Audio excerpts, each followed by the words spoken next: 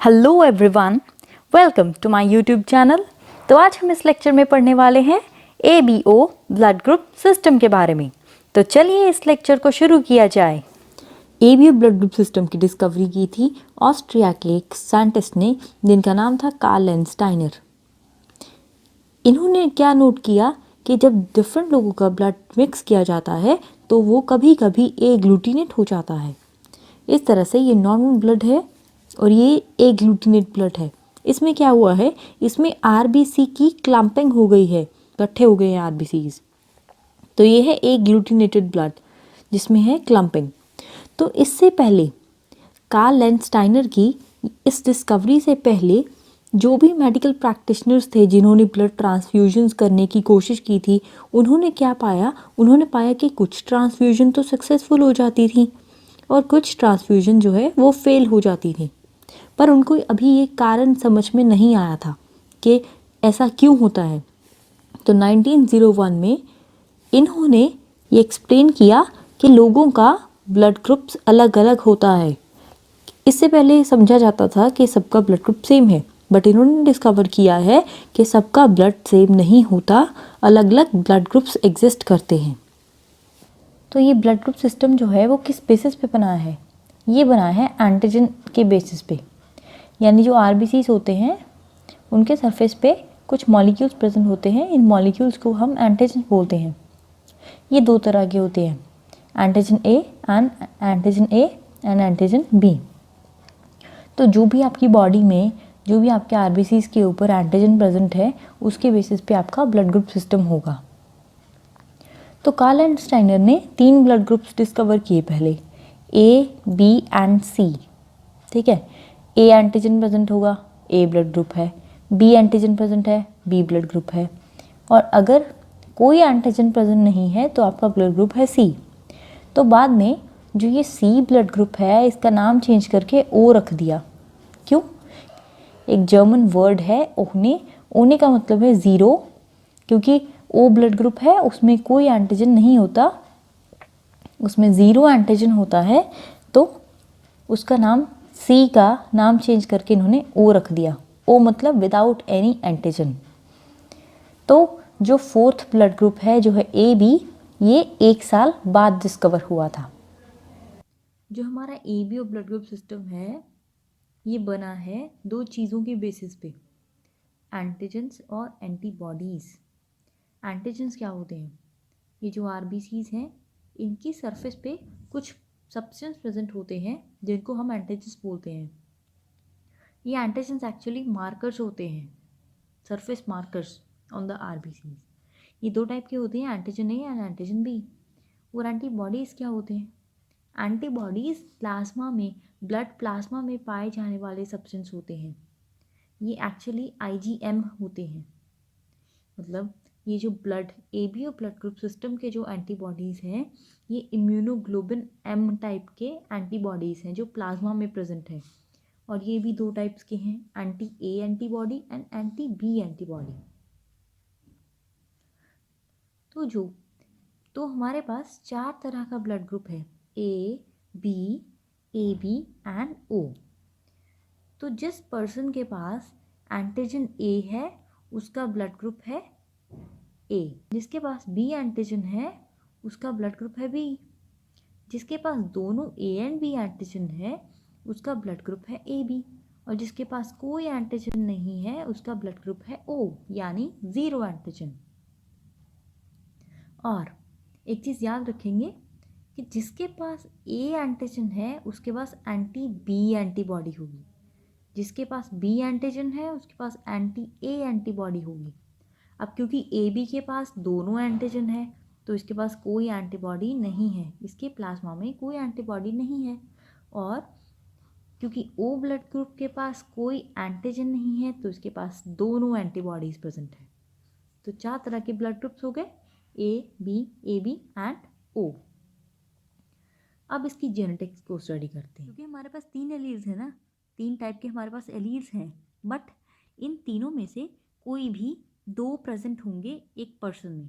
या तो ये दोनों प्रेजेंट हो सकते हैं, या ये दोनों प्रेजेंट हो सकते हैं, या ये दोनों प्रेजेंट हो सकते हैं, या ऐसा भी हो सकता है कि दोनों यही हों, दोनों आई बी ही हों या दोनों स्मॉल आई ही, ये चीज़ है ये डिसाइड करेगी कि आपका ब्लड ग्रुप है क्या। ठीक है, जैसे कि अगर आई ए आ जाता है स्मॉल आई के साथ, तो इन दोनों के जो आपस में रिलेशनशिप है ना, ये डोमिनेंट और रिसेसिव का रिलेशनशिप है। मतलब ये डोमिनेंट है, ये रिसेसिव है। ठीक है, तो इसकी वजह से जो ब्लड ग्रुप है वो होगा ए, क्योंकि आई ए अपने आप को एक्सप्रेस करेगा। और अगर आपके पास आई बी प्रेजेंट है और स्मॉल आई प्रेजेंट है, तो इसकी वजह से आपका ब्लड ग्रुप होगा बी, क्योंकि आई बी अपने आप को एक्सप्रेस करेगा। ठीक है, और अगर आपकी बॉडी में आई ए एंड आई बी दोनों इकट्ठे प्रेजेंट हैं, तो ये दोनों अपने आप को एक्सप्रेस करेंगे, ये दोनों एलील्स अपने आप को एक्सप्रेस करेंगे और आपका ब्लड ग्रुप होगा ए बी। और अगर आपके पास दोनों रिसेसिव प्रेजेंट है तो आपका ब्लड ग्रुप होगा ओ। ठीक है, अब हम जानते हैं ये क्या है। आपके पास हर क्रोमोसोम जो होता है ना, वो दो दो दो दो सेम होते हैं। ठीक है, यानी जो आपके क्रोमोसोम है वो पेयर्स में एग्जिस्ट करते हैं। ठीक है, अभी आपका क्रोमोसोम नंबर 9 है। क्रोमोसोम नंबर 9 का ना ये जो पार्ट है इसको बोलते हैं ए बी ओ लोकस। क्या बोलते हैं इसको? इसको बोलते हैं ए बी ओ लोकस, क्योंकि यहाँ पे प्रेजेंट है वो ब्लड ग्रुप्स के जो जीन्स, ब्लड ग्रुप्स के जीन्स हैं, जैसे आई ए है या आई बी है, ठीक है, या स्मॉल आई है, तो वो यहाँ पे प्रेजेंट है इस पोजीशन पे ए बी ओ लोकस पे। तो इनमें से ये तीनों नहीं प्रेजेंट होंगे किसी पर्सन में, बल्कि इन तीनों में से कोई भी दो प्रेजेंट होंगे, चाहे ये दोनों चाहे ये दोनों। ठीक है, मतलब इन तीनों में से किसी दो का कॉम्बिनेशन प्रेजेंट होगा आपकी बॉडी में। ठीक है, अब आप जानते हैं कि आपके जो क्रोमोसोम्स होते हैं उनके ऊपर जीन्स प्रेजेंट है ना, तो जीन्स किस चीज़ के बने हैं? जीन्स बने होते हैं डीएनए के। ठीक है, ये डीएनए क्या होता है? डीएनए के अंदर कोड होता है। ठीक है, तो डीएनए से ना आरएनए बनता है। ठीक है, आरएनए से बनता है प्रोटीन। प्रोटीन या एंजाइम जो भी फॉर्म करना है वो उसका जो कोड है उसका कोड है डीएनए के अंदर। ठीक है, तो डीएनए से बनता है आरएनए, इस प्रोसेस को बोलते हैं ट्रांसक्रिप्शन। और आरएनए से बनता है प्रोटीन, इस बोलते हैं ट्रांसलेशन। तो जो भी कोड आपके डीएनए में है उसका प्रोटीन बन जाएगा। ठीक है, जिस प्रोटीन का कोड यहाँ पे है उसका प्रोटीन यहाँ पे बनेगा। जैसे अब अगर आपका ब्लड ग्रुप ए है तो आपकी बॉडी में आई ए एलील प्रेजेंट होगा। इसके अंदर कोड है ये वाला एंजाइम बनाने का। एंजाइम का नाम क्या है? एसेटाइल ग्लूकोसामीन ट्रांसफरेज, या जिसको ए ट्रांसफरेज बोलेंगे। अब इस एलील की वजह से ये एंजाइम फॉर्म होगा आपकी बॉडी में। ये एंजाइम क्या करेगा? ये एंजाइम आएगा और उस एच एंटीजन को ना ए एंटीजन में चेंज कर देगा।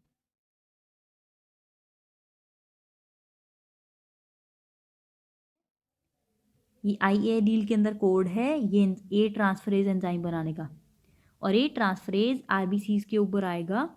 जो आरबीसीज की सरफेस पे एच एंटीजन प्रेजेंट है ना उसको चेंज कर देगा ए एंटीजन में। ठीक है, तो जब आपके आरबीसीज के ऊपर ए एंटीजन्स प्रेजेंट होंगे, जब आपके आरबीसीज के ऊपर ए एंटीजन्स प्रेजेंट होंगे तो आपका ब्लड ग्रुप कौन सा हो जाएगा? A blood group. Similarly B blood group, तो बी ब्लड ग्रुप है तो आपकी बॉडी में आई बी एलील प्रेजेंट है, इसीलिए आपका ब्लड ग्रुप बी है ना। क्यों? क्योंकि आई बी की वजह से ग्लैक्टोसाइल ट्रांसफरेज एंजाइम बनेगा, ये जिसको बी ट्रांसफरेज बोल देंगे। अगर आपकी बॉडी में ये एलील प्रेजेंट है तो ये एंजाइम बनेगा। ये एंजाइम क्या आएगा करेगा? ये एंजाइम आके इस एच एंटीजन को चेंज कर देगा बी एंटीजन में। अब आपके आरबीसीज के ऊपर कौन से एंटीजन प्रेजेंट है? बी एंटीजन, तो आपका ब्लड ग्रुप कौन सा हुआ? बी। नेक्स्ट, अब अगर आपका ब्लड ग्रुप ए बी है, अगर आपका ब्लड ग्रुप ए बी है मतलब आपकी बॉडी में दोनों एलील्स प्रेजेंट है।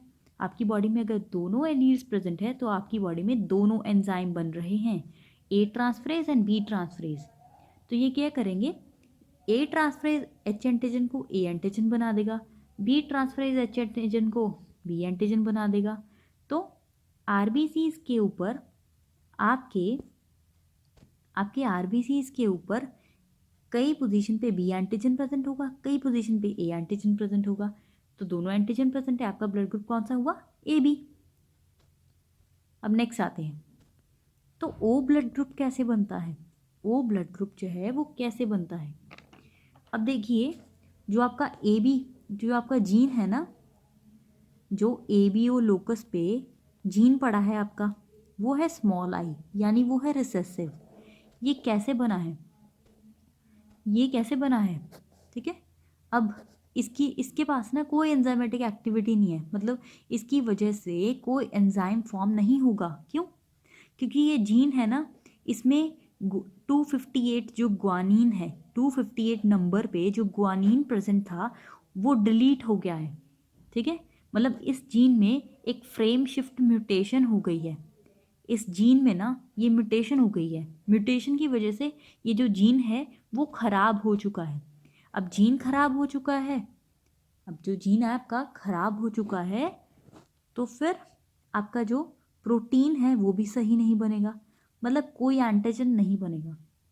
इस स्मॉल आई जीन की वजह से ना तो ए एंटीजन बनेगा ना बी एंटीजन, इन दोनों में से कोई एंटीजन आपकी बॉडी में नहीं बनेगा। I allele, no enzyme and no antigen, तो आपकी आरबीसीज के ऊपर कोई एंटीजन प्रेजेंट नहीं है, ना तो ए एंटीजन ना बी एंटीजन, तो आपका ब्लड ग्रुप है ओ, यानी without A and B antigen. ठीक है, अब इसका क्लिनिकल सिग्निफिकेंस क्या है?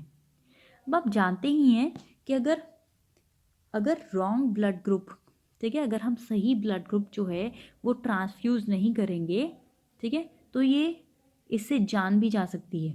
ठीक है, इससे किसी पर्सन की ये लीथल हो सकता है, यानी फेटल हो सकता है ये बंदे के लिए। ठीक है, ऐसा क्यों होता है? क्योंकि वो डिफरेंट जो ब्लड ग्रुप होंगे ना वो रिएक्ट कर जाएंगे। अब जैसे ये एग्जांपल है, ठीक है, अब ये किसी का ब्लड है, ठीक है, ये कोई ये पर्सन है, उसका ब्लड ग्रुप है बी, इसका बी ब्लड ग्रुप होगा, मतलब इसकी बॉडी में बी एंटीजेंस प्रेजेंट होंगे और एंटी ए एंटीबॉडी प्रेजेंट होंगे। अब आप डाल रहे हो इसमें, अगर आप ए ब्लड ग्रुप डालोगे तो क्या होगा?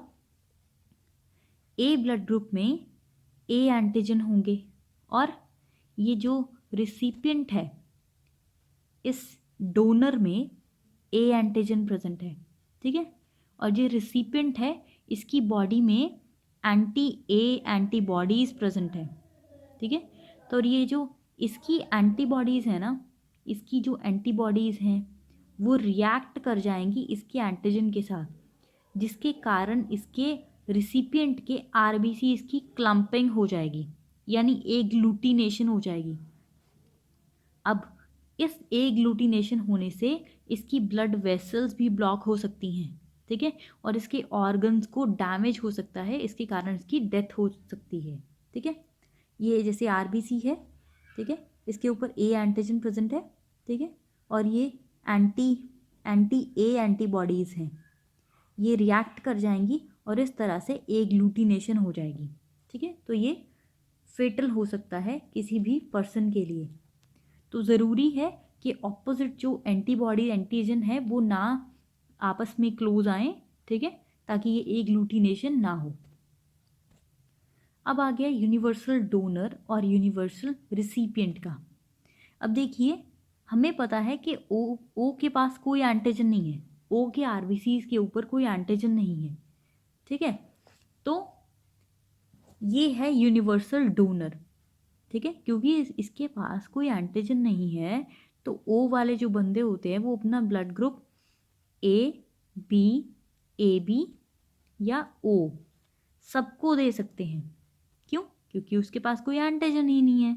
एंटीजन ही नहीं है तो डोनर की एंटीबॉडीज़ के साथ वो रिएक्ट ही नहीं करेगा, डोनर की एंटीबॉडीज़ के साथ रिएक्ट नहीं करेगा, एग्लूटिनेशन नहीं होगी, एग्लूटिनेशन नहीं होगी यानी कोई रिएक्शन नहीं होगा।